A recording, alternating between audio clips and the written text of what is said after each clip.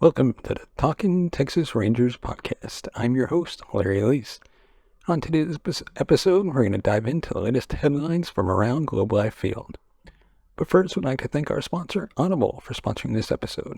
If you're a fan of audiobooks of any kind of genre, whether it's romance, fiction, nonfiction, autobiographies, you can take a listen to any of those on Audible. Go to audibletrial.com/Larry21.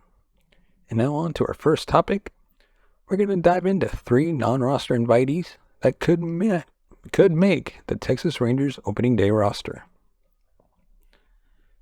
The Texas Rangers over the last several years have made use of their NRIs in spring training. Players such as Bartolo Colon, Wandy Rodriguez, Ian Kennedy, Matt Moore, Charlie Culberson have parlayed non-roster invites to camp to a spot on the Major League roster. This season, the team will be taking a look at many non-roster invites that were free agents and those that are in the minors. When the season starts, though, there will likely only be room on the roster for maybe 1 or 2. The 3 non-roster players that likely have the best shot at breaking camp with the Rangers are Jackson Frazier, Danny Duffy, and Kyle Cody. So let's start with Frazier. The former Yankees top prospect has been in the wilderness, figuratively speaking, the last 2 years. He was a former first-round pick out of the Cleveland Guardians back in 2013, then traded to the Yankees in 2016. He came up in 2017 with the Yankees and really hit his stride in 2019 and in the pandemic-shortened 2020 season. He had a .267 batting average in both years and hit 12 home runs in 2019 and 8 home runs in 39 games in 2020. He peaked in 2020 with a .511 slugging percentage and .394 on-base percentage. The talent is there, but he dropped off precipitously in 2021 and 2022. He had 5 home runs in 66 games and a .186 batting average in 2021. Then followed that up in 2022 by spending most of the season in the minors in the Chicago Cubs organization, hitting .190 with 5 home runs. He played 19 games for the Cubs and had a .216 batting average and no home runs. The Rangers do have a need in left field, and if Frazier can rediscover the swing that saw him hit 20 home runs between 2019 and 2020, he will definitely make the team. And next up, number 2, Danny Duffy. The next player is Danny Duffy. The Rangers appear to be bringing in Duffy with the hope that he can replicate what Matt Moore gave them in the bullpen last season. Duffy, like Moore, is left-handed and is a former starting pitcher. They both were starting pitchers for teams that made the playoffs. Duffy is a former third-round pick of the Kansas City Royals back in 2007. He spent 11 seasons in a Royals uniform.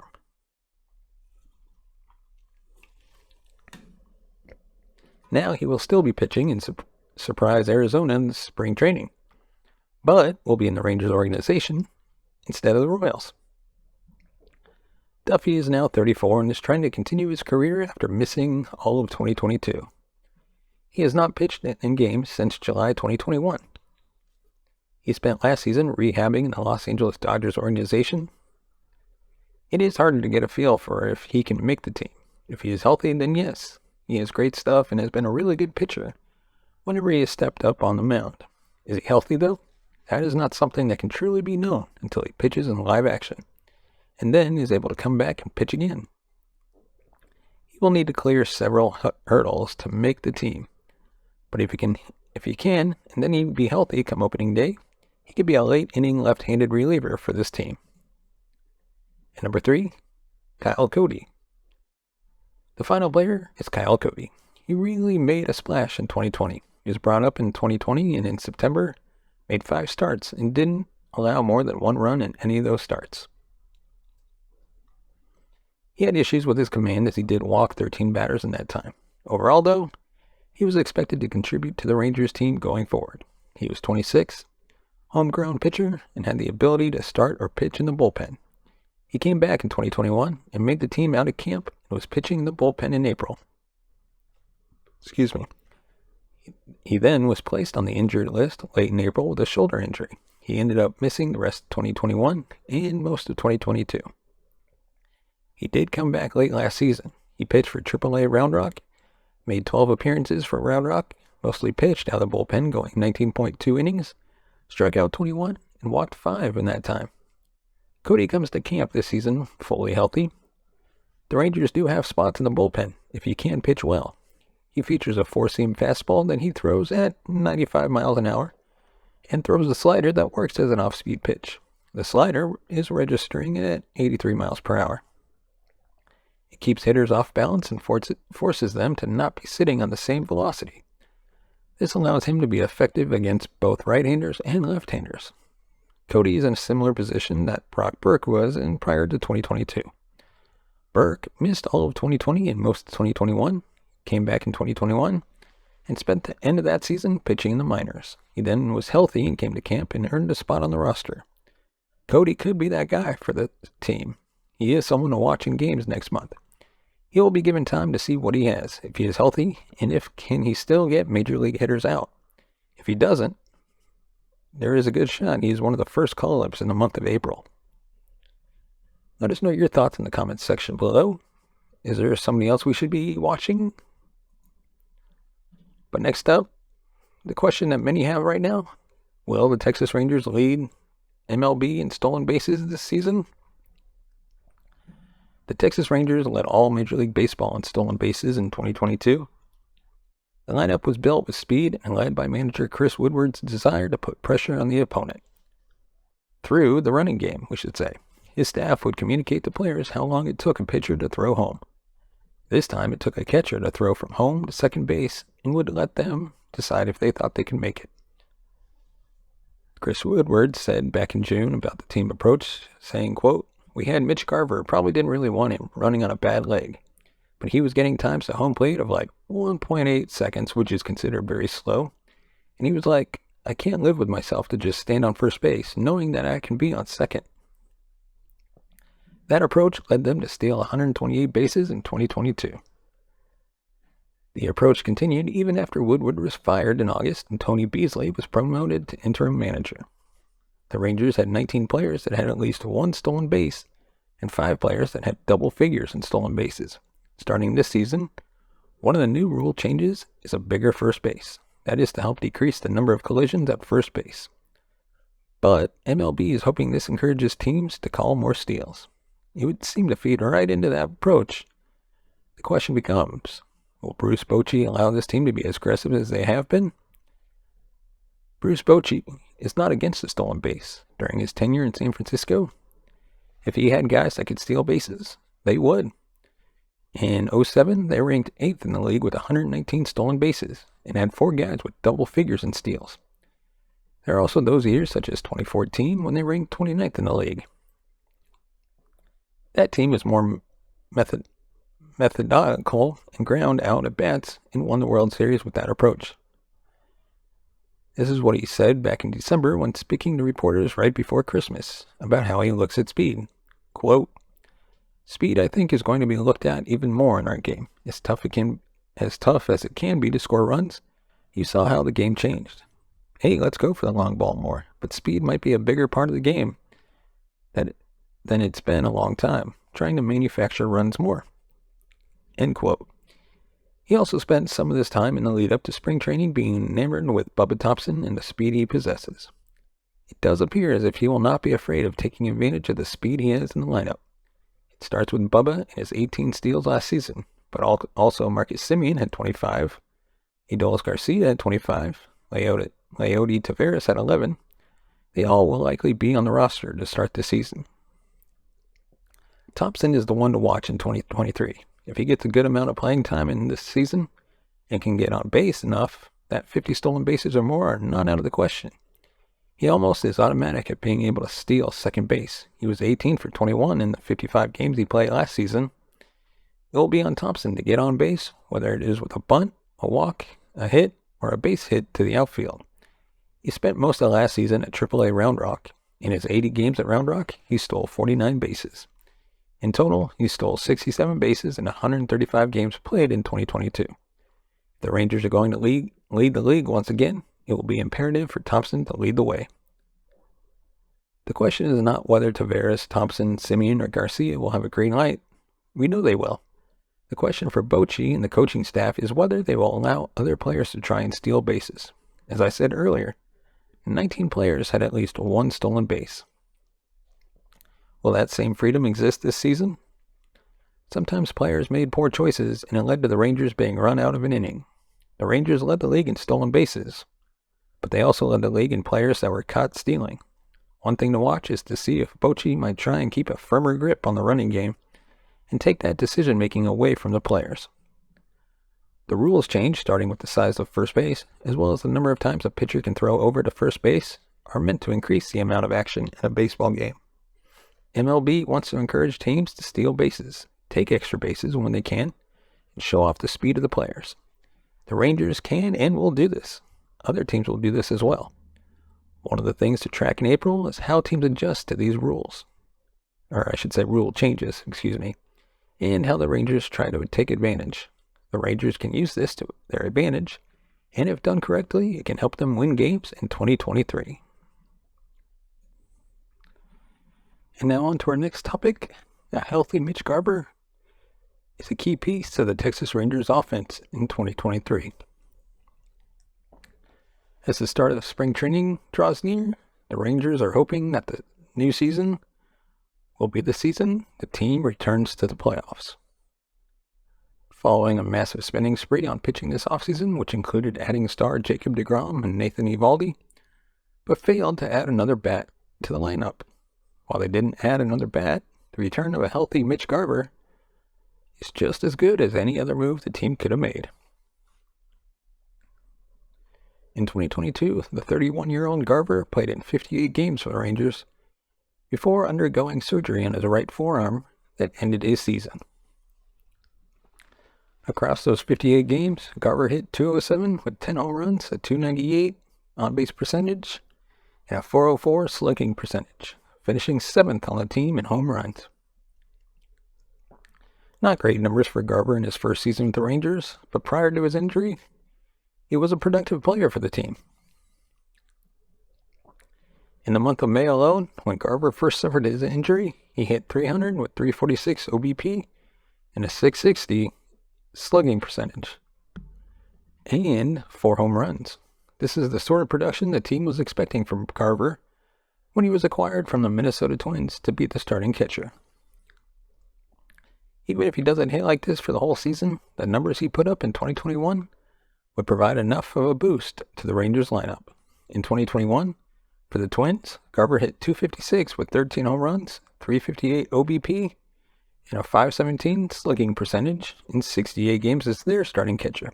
Great numbers in 68 games, but not close to the numbers he put up in 2019 when he hit .273 with 31 home runs, a .365 OBP, and a .660 in 93 games. A healthy Mitch Garver has been very productive, but the main problem has been his inability to stay healthy his entire career. The highest number of games Garver played in his career is 102 back in 2018. Only twice in his career has Garver played more than 90 games, in 2018 and 19. It's no secret that playing catcher takes a toll on the body, and the recently turned 32-year-old's body has taken a beating. This leaves Garver in a position to be the primary DH for the Rangers this season, following Jonah Heim's emergence and catcher last season, and Sam Huff being a more than capable backup. As the primary DH for the Rangers this season, Garver will bring stability to the Rangers' middle of the order and DH spot. Last season, Rangers DHs combined to hit a mere .227 with 20 home runs, a .304 OBP, and a .381 slugging percentage, showing a clear need for an upgrade at the position. Although Garver did have some starts at DH last season, it mostly came after he was injured, limiting his production with the bat. To stabilize a weakness in the Rangers lineup and be in the best production to contend in 2023, the Rangers need Garver to be healthy and producing. To stabilize a weakness in the Rangers lineup and be in the best position to contend in 2023, the Rangers need Mitch Garver to be healthy and producing. Having Mitch Garver as the primary DH for the team puts him in one of the best positions to remain healthy and contribute to the offense. If the Rangers don't go out and add another bat to the lineup, Mitch Garver's importance to the Rangers cannot be overstated. Let us know your thoughts in the comments section below about Mitch Garver. Do you think he's as strong as he is in prior seasons or better this season? And next up, what Jonathan Hernandez can do to make Texas Rangers playoff contenders. Jonathan Hernandez will be a very important member of the bullpen this season. Will he be the closer? That is yet to be determined. The Texas Rangers will need to have a strong bullpen to make the playoffs this season. The most important pieces will likely be those players that pitch in the late innings. So many run losses in 2022, and some of that was due to runs given up by the back of the bullpen late in games. 26-year-old Jonathan Hernandez is now almost 24 months removed from having Tommy John surgery, and if he can return to his 2020 form, he will help lock down those late innings. Hernandez has the best stuff of anyone in the bullpen. When he has command of his pitches, he can be nearly unhittable. There are a few benchmarks that if Hernandez hits them, will put the Rangers in the playoff race. We're going to look at what Jonathan Hernandez can do this upcoming season to help them make the Rangers playoff contenders. If Hernandez can lock down 10 or more saves, allow batters a .200 batting average against, and have a 4-to-1 strikeout to walk ratio, the 10 or more saves might be difficult. Heading into spring training, there has been no indication of who the closer will be. Early in the season, it could be a close closer by committee approach to see if someone really stands out amongst the group. If Hernandez is the one who emerges with the job, and he can get 10 or more saves, it means that the closer role has been locked down. Hernandez does have experience in the closer's role. In 2022, he finished 16 games and saved 4. He doesn't have the extensive experience that Jose Leclerc has, but he has the ability. He just needs the opportunity to grow into the role. The Texas Rangers will need someone to step up and take charge in that role early. They need to get off to a good start, maybe more than any other team in the league. Hernandez is someone that will not be intimidated by closing out games. The next benchmark is allowing a .200 batting average against. If Hernandez can do that, it means that he is having success keeping guys off base and limiting the damage that hitters can do.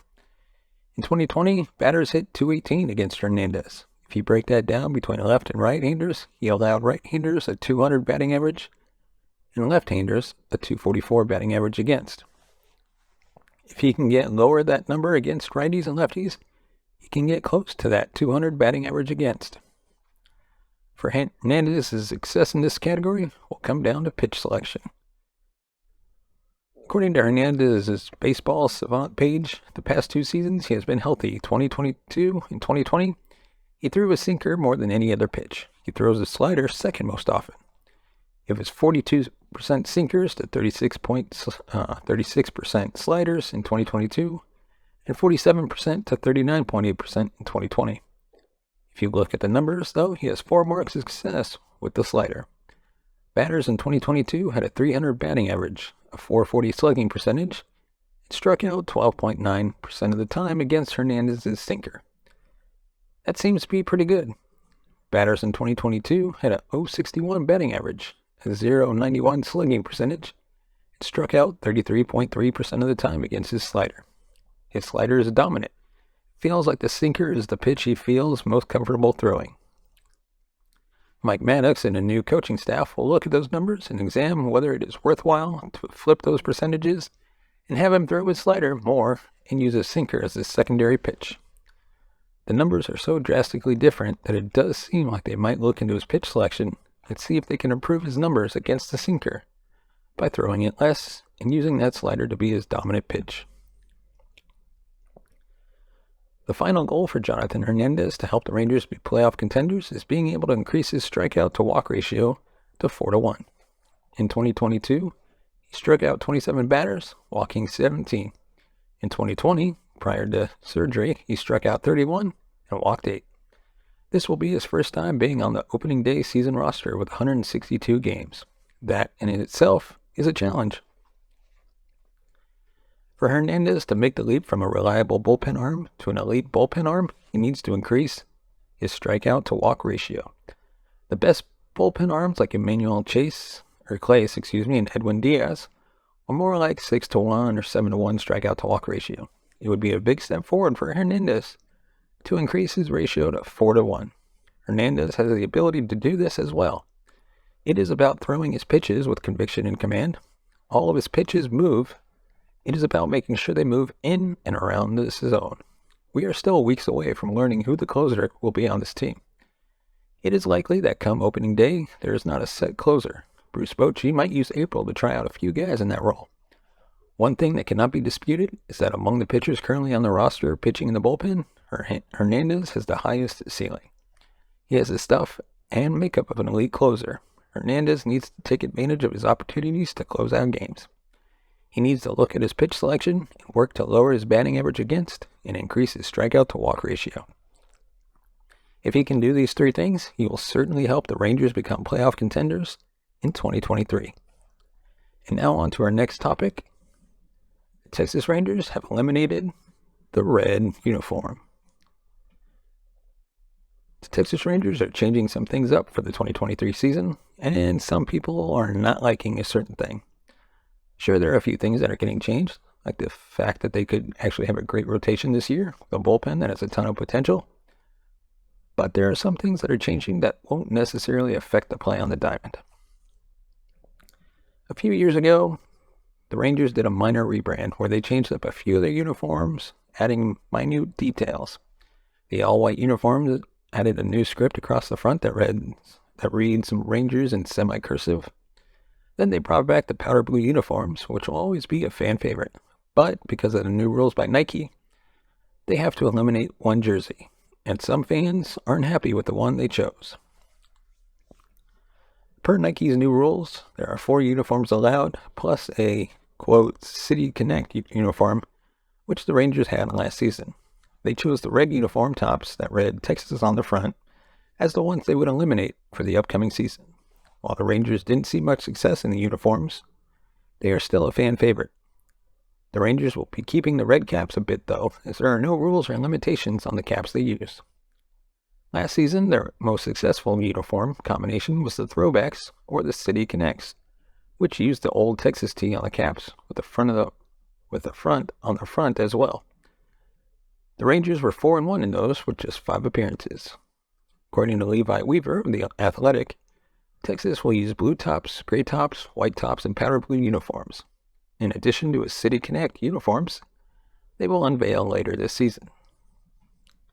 Let us know your thoughts in the comments section below.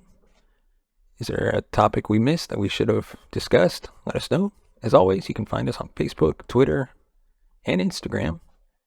And go subscribe to the podcast on Good Pods. And if you want to support the channel, you can help us by buying us a coffee at buymeacoffee.com/TTRangers.